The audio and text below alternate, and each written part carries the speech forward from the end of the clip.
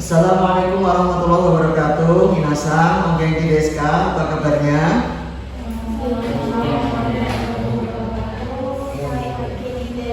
Hai, sehat ya? Ya. Oke, salam sejahtera buat kita semuanya. Ya, semoga kita selalu diberi kesehatan oleh Allah Subhanahu wa taala ya. Nah, sebelum kita melanjutkan materi hari ini, minggu yang lalu kita sudah membahas tentang Ginshi Kunrui ya, kelas kata dalam bahasa Jepang. Apakah ada pertanyaan lagi untuk minggu yang lalu? Minasan? Tidak ada? Tidak paham ya? Minasan? Oke, paham. Hari ini kita akan membahas tentang Keigo ya. Berlanjut ya, mata kuliah hari ini masih tentang kajian linguistik Jepang ya. Temanya tentang Keigo. Apakah Keigo itu? Ya, Keigo itu ragam bahasa hormat. Ya. Dalam ragam bahasa hormat ada apa aja ya? Yang pertama,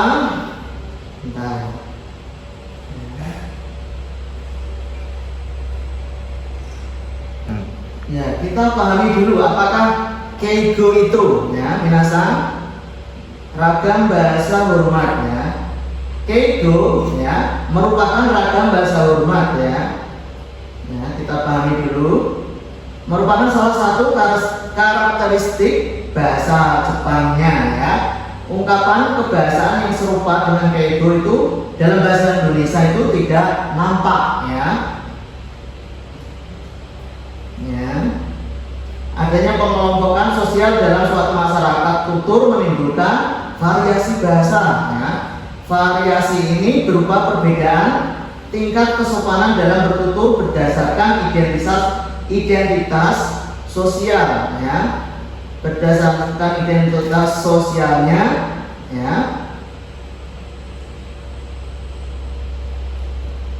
Penutur dan lawan tutur ya, katakanlah pembicara dan lawan bicara. Kalau misalkan tidak paham, kalau ini kan kaitannya tentang sosiolinguistik. Nanti kalau misalkan minasan sudah ambil mata kuliah sosiolinguistik akan diajarkan ya. Lingkungan sosial tempat peristiwa tutur turut mempengaruhi kode dalam bertutur, dalam berbicara ya. Ya, menurut Tadao ini Keigo adalah ya, ini minasan perhatikan ya. Keigo merupakan cara pengucapan atau bahasa yang digunakan untuk mengungkapkan rasa hormat terhadap lawan bicara atau yang dibicarakan ya. Pengungkapan bahasa atau cara pengucapan secara umum, rasa kesopan santunan ya, kerendahan hati dan rasa hormat. Ini.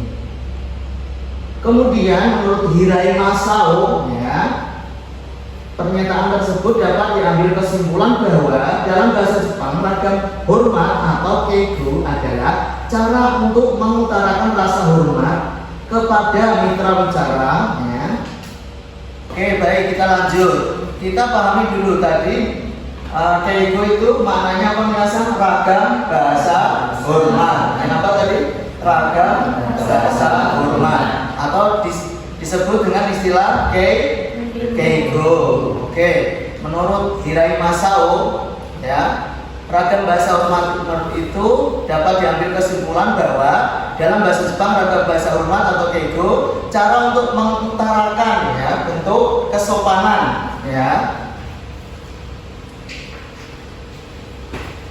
Ya, cara mengutarakan rasa hormat kepada ya bentuk kesopanan tadi, rasa hormat atau ya, kepada mitra bicara dengan menggunakan kata-kata sesuai dengan situasi ya, sesuai dengan situasi dan kondisi kepada mitra bicara. Misalkan ya, kapan kita berbicara ya, dengan siapa kita berbicara ya, dan siapa yang dibicarakan ya, topik apa saja yang dibicarakan dan di mana tempat berbicara akan mempengaruhi ya penggunaan kata-kata yang digunakan dalam setiap pembicaraan.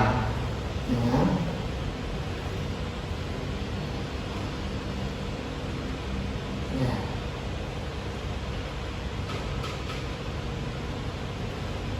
yang termasuk dalam bentuk keigo dalam bahasa Jepang itu terdiri dari teinego yang pertama, apa minasan? Pertama teinego, yang kedua sonkeigo, apa tadi? Sonkeigo. Oke, yang ketiga apa? Kenjogo, ya. Apa minasan? Kenjogo. Saya duduk aja ya, sumimasen. Ya. Ayo diulang lagi, yang pertama apa tadi? Teinego. Oke. Apa tadi? Arfiksan? Teinego. Oke, tadi apa? Yang pertama Liasan? Oke, teinego. Yang kedua tadi apa? Sonkeigo. Yang ketiga Kenjogo. Oke. Teinego ya, cara bertutur kata dengan sopan santun yang dipakai oleh pembicara dengan saling menghormati atau menghargai perasaan masing-masing. Ya. Menurut Tadao, ya, ahli ya, pakarnya, bahasa yang mengungkapkan perasaan secara halus ya. Bahasa yang mengungkapkan perasaan secara halus atau sopan. Ya, pemahamannya seperti itu ya.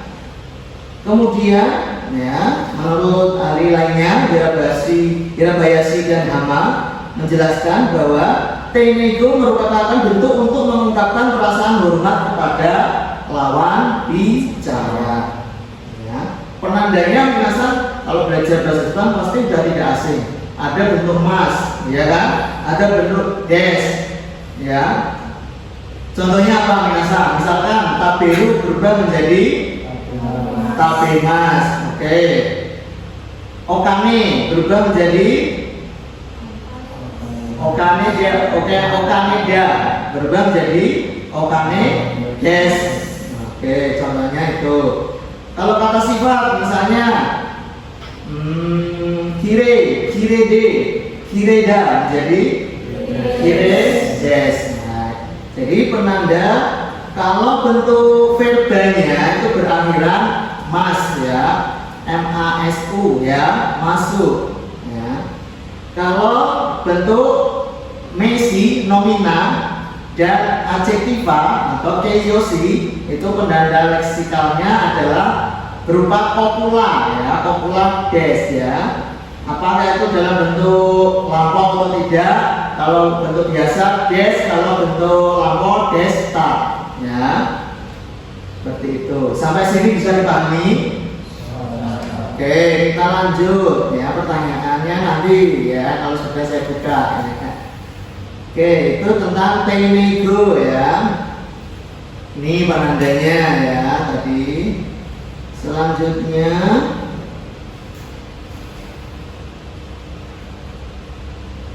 ya, ini contoh kalimatnya. Misalkan ya, miruku o nomimasu ya. Nah, bentuk mas ini ya. Saya minum susu ya. Ini bentuk verba, contoh dalam bentuk verba. Kata kerja, bentuk teinego dalam kata kerja. Kemudian contoh bawahnya, nah, nihon ryori wa oishi desu ya. Ini bentuk keiyoshi ya. Contoh dalam bentuk keiyoshi, kata sifat. Nah, penanda leksikalnya des ya. Nah, ini bentuk lampau, naraimas menjadi naraimasta ya. Mas menjadi masta. Ya. Ini ada bentuk negatif juga ya. Dalam kata sifat keiyoshi, oishi des menjadi oishi kunai des. Ya. Kemudian ada bentuk kata sifat yang biasa ya, yang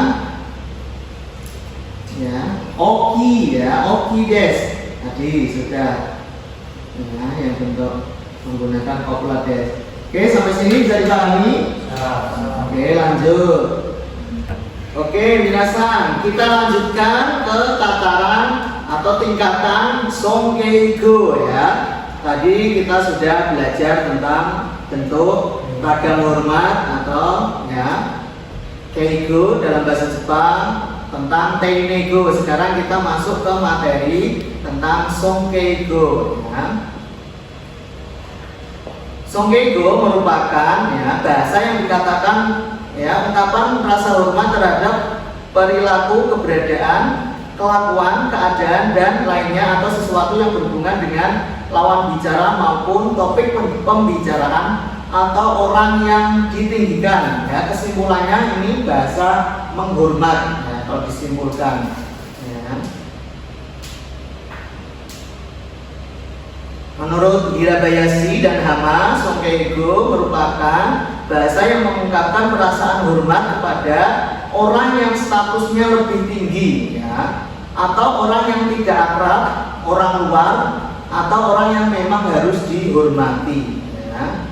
Songkeigo dipakai bagi segala sesuatu yang berhubungan dengan atasan sebagai orang yang lebih tua usianya atau lebih tinggi kedudukannya, yang berhubungan dengan tamu atau yang berhubungan dengan lawan bicara, termasuk aktivitas dan segala sesuatu yang berkaitan dengannya. Contoh kalimatnya misalkan ini ya. Ciri-cirinya dalam songkeigo sebelum masuk ke contoh ya. Ini ada penanda leksikalnya, ada nani-nani o, kemudian nani-nani ni naru ya.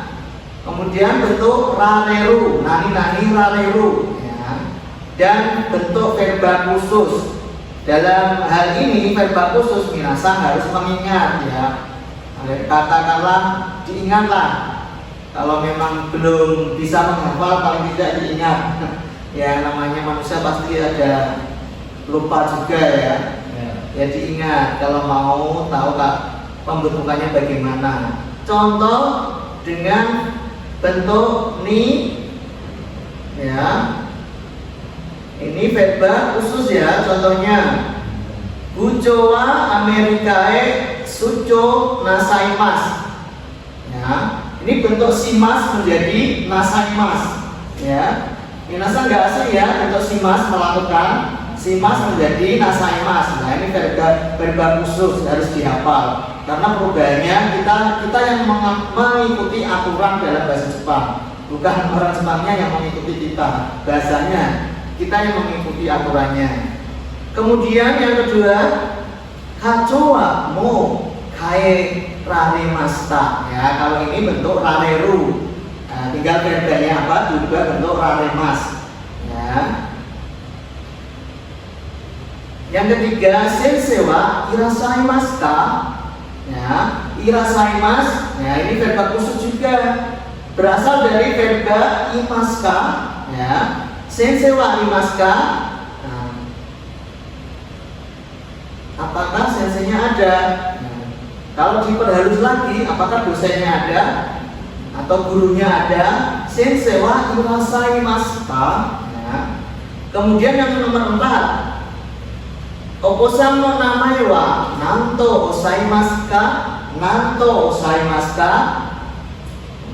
To osaimas termasuk verba khusus berasal dari te imas to ya, to imaska ya. Kemudian nomor 5 contohnya sensewa o atarashi pasokon wa kaini narimashita, narimashita ya. Berarti menggunakan nani-nani o, nani-nani ni, nani-nani narimas ya, di polanya. Ikuti verbanya apa, diubah sesuai pola itu. Oke, dari sini bisa dipahami Nasa? Ya. Oke, bisa dilanjut ya? Oke, lanjut.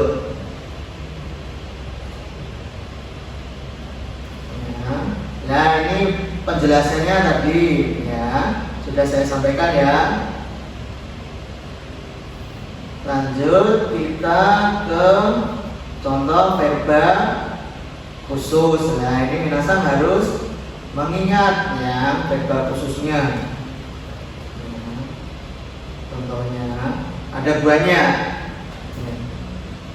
Di buku Minane Nihongo jilid 2 nanti minasan bisa ngecek di situ ya Pak. Verba khususnya dalam Songkeigo.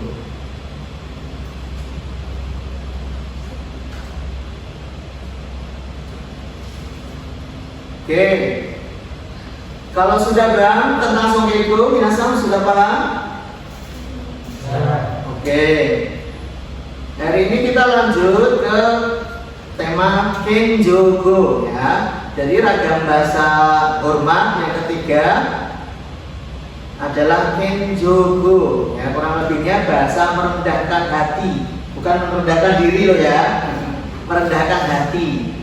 Oke, apakah Kenjogo itu menurut Tadao ya, bahasa yang menunjukkan rasa hormat terhadap lawan bicara dengan cara merendahkan hati ya. Ini pakarnya orang Jepang sendiri aja bilang begitu ya, bukan merendahkan diri ya, merendahkan hati ya, jangan keliru ya nanti. Oke, sedangkan menurut Hirabayashi dan Hama ya, Kenjogo merupakan bentuk kata yang mendekati bentuk sopan atau teinego untuk menunjukkan perasaan hormat kepada lawan bicara dengan cara merendahkan hatinya, di mana yang menjadi topik pembicaraan adalah si pembicara sendiri atau orang dalam. Penggunaan Kenjogo dalam bahasa Jepang digunakan dengan tujuan menyatakan rasa hormat terhadap lawan bicara dengan cara merendahkan hati. Oke, contoh kalimatnya. Ya, sebelum contoh ada ciri-cirinya juga.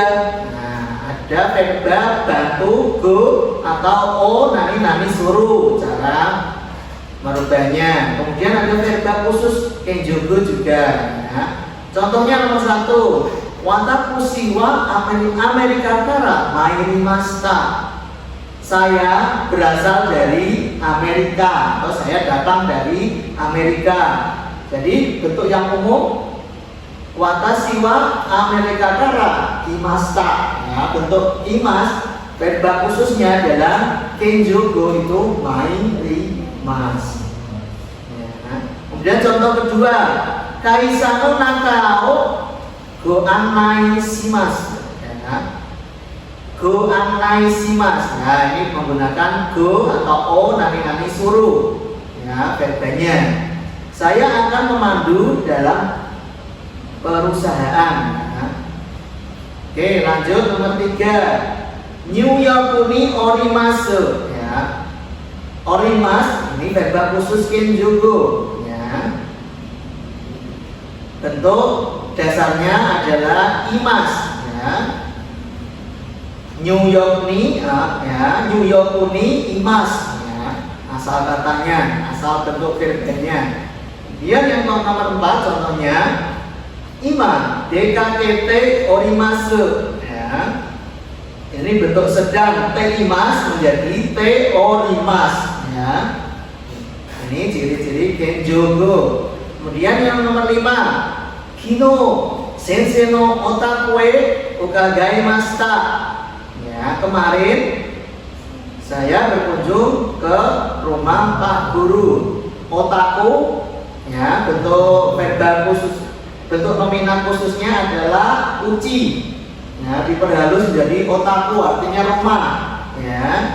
Ukagaimas. Nah, ini ada yang tahu? Ada yang ingat berkunjung apa?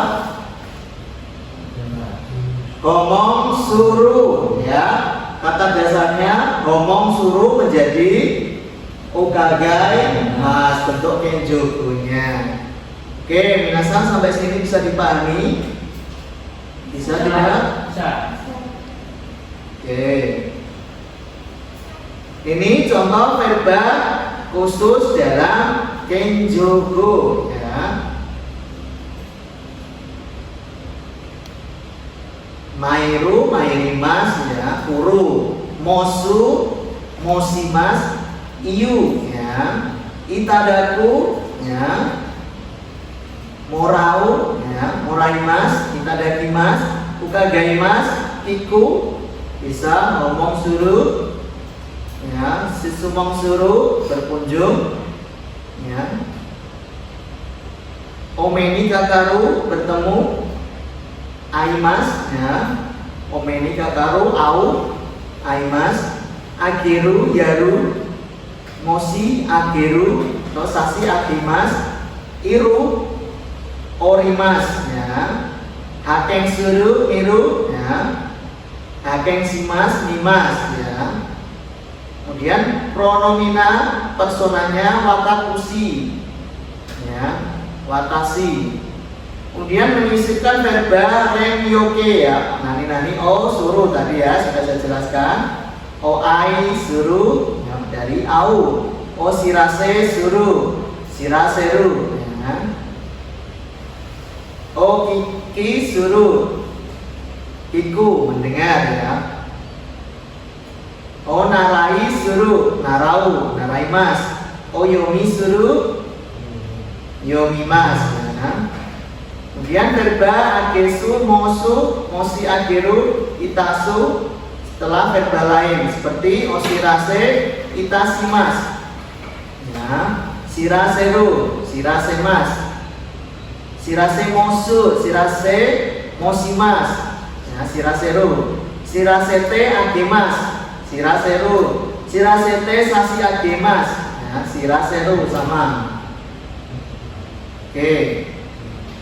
Jadi kalau saya simpulkan, ya, ragam hormat hari ini itu terdiri dari 3 tataran. Yang pertama apa tadi minasan?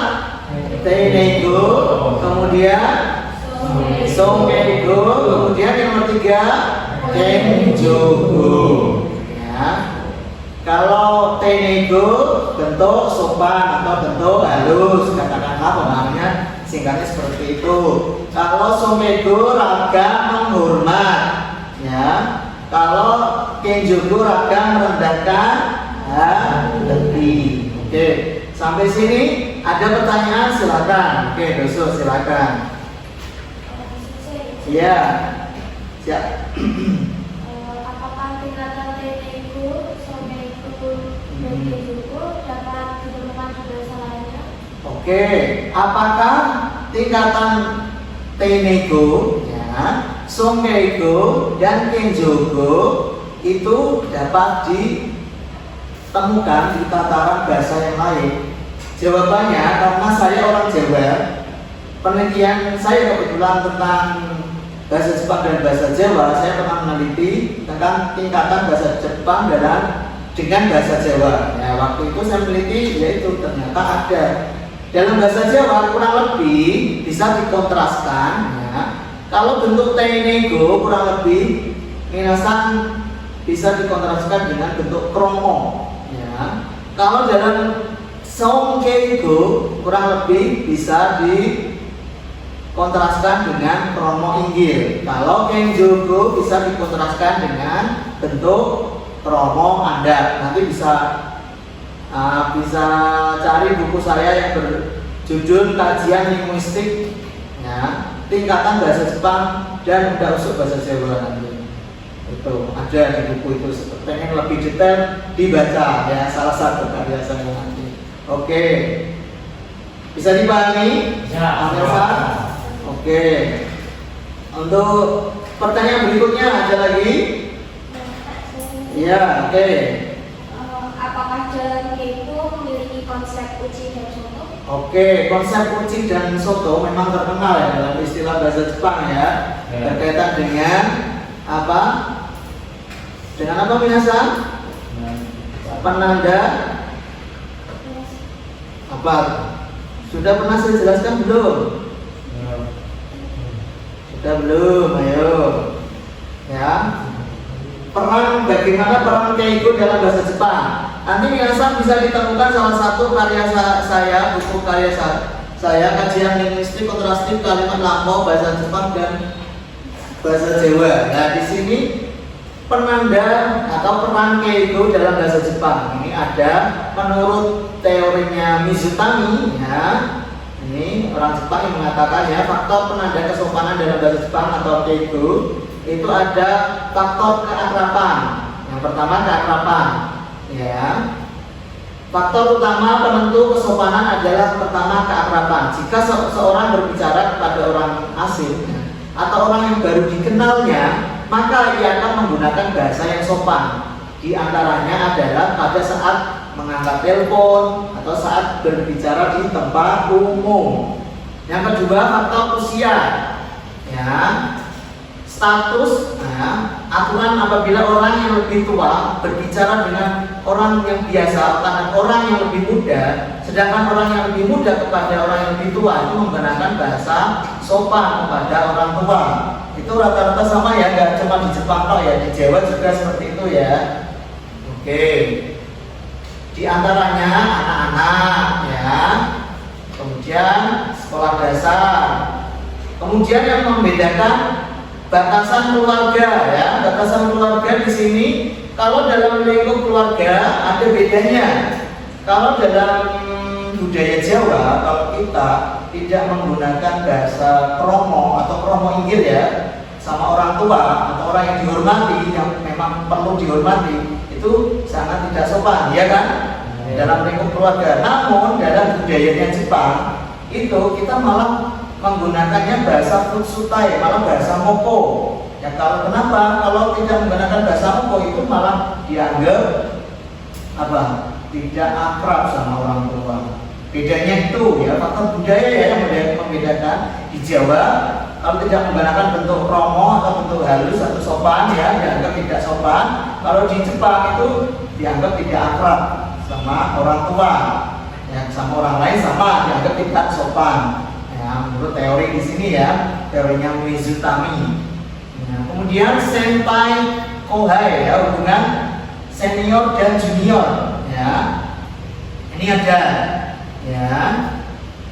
Kemudian pelajar ya, senior dan junior ini tidak hanya dalam lingkup sekolah ya, dalam dunia kerja juga ya, dalam dunia misalkan minasan ikut apa ya, kayak komunitas ya, komunitas olahraga apa itu kan ada senior junior gitu juga ada ya. Ya tuh, dalam dunia kerja, dalam lingkup sekolah itu ada mengenal senpai kohai. Kemudian hubungan sosial ya, misalnya antara guru dengan murid ya, penjual dan pembeli atau dengan atasan dengan bawahan. Kemudian status sosial, orang dengan status sosial tertentu cenderung berbicara dengan lebih sopan ya. Kemudian jenis kelamin ya, umumnya yang lebih akrab ya itu menggunakan bentuk futsutai ya, sama ya, di mana-mana kalau belum akrab itu pasti menggunakan bahasa yang lebih halus ya kan. Kalau sudah akrab itu beda lagi ya, di mana-mana. Kemudian berkaitan anggota kelompok tadi ya, uji soto ya tadi ya.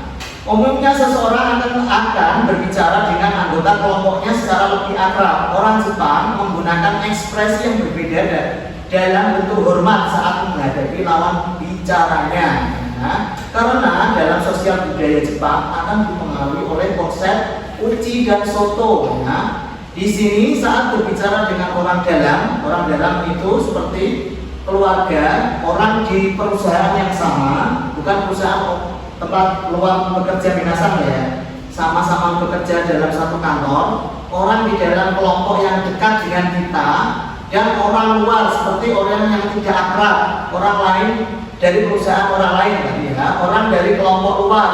Untuk menjadikan orang-orang tersebut sebagai pokok pembicaraan, maka kita menggunakan bahasa kenjogo atau merendahkan hati ketika membicarakan orang dari pihak dalam.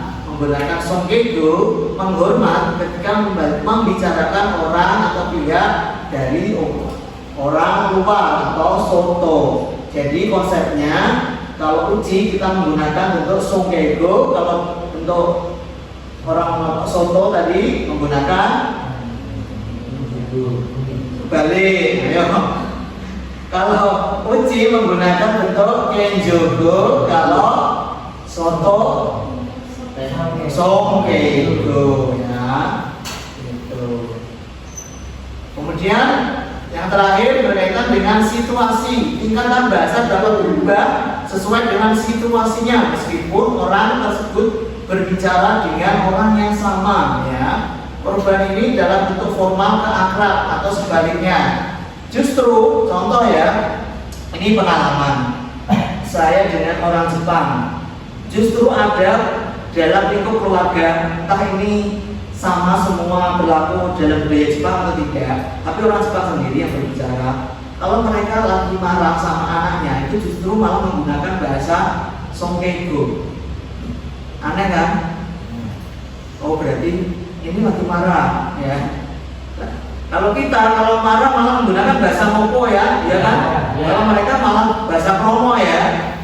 Itu, apakah ini berlaku untuk semua masyarakat Jepang atau tidak? Nah ini perlu dikaji, diteliti lagi lebih dalam. Tapi ada orang Jepang yang pernah berbicara seperti itu kepada saya. Oke? Sampai sini bisa dipahami? Bisa dimengerti? Oke, terima kasih atas perhatiannya. Karena waktunya sudah habis, kuliah kita akhiri sampai di sini. Tadi sudah saya simpulkan ya. Oke, Otsukare sama Desta Minasan, semoga sehat selalu. Kita ketemu minggu depan dalam waktu yang sama dalam mata kuliah kajian linguistik Jepang. Wassalamualaikum warahmatullahi wabarakatuh.